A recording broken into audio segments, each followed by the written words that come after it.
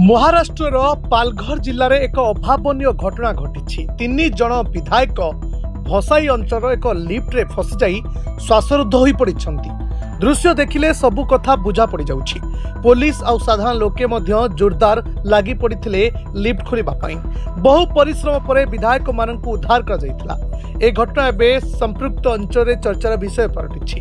खाली सेतिक नुह, देखंतु केमिति लिफ्ट फांकरे पशुछि बड़ बड़ रड आउ सटर भंगा जाउछि। ए दृश्य होछि मुंबई निकट पालघर जिलार भसाई अंचल। एठारे बीजेपी रो विधायक प्रवीण दरकेर सह आउ 2 विधायक लिफ्ट रे फसिगले। तांको सहित भसाई विधायिका स्नेहा दुबे एवं नासाल एवं नाला सुपर विधायक राजन नायक मध्य फसी जाइथिले। तेबे सेमानंको भाग्य बल से सेठारे किछि श्रमिक थिले आउ सेमानंको उपस्थिति बुद्धि जोगु सेमानंको सुरक्षित भाबरे उद्धार कर जाइछि।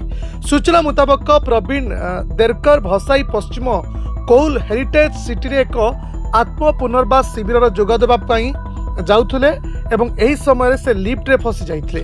कहा जाउछि जे दरेकर जो लिफ्ट थिले ताहा खूब जाम थिला एवं एही समस्या उपजि थिला। ए लिफ्ट रो क्षमता 10 जन थिबा बेले एथिरे प्राय 15 जन थिले।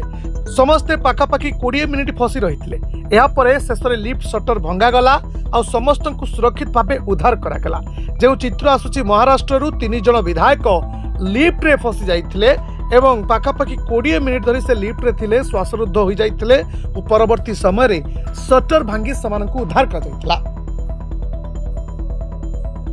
Report Dinalipi live.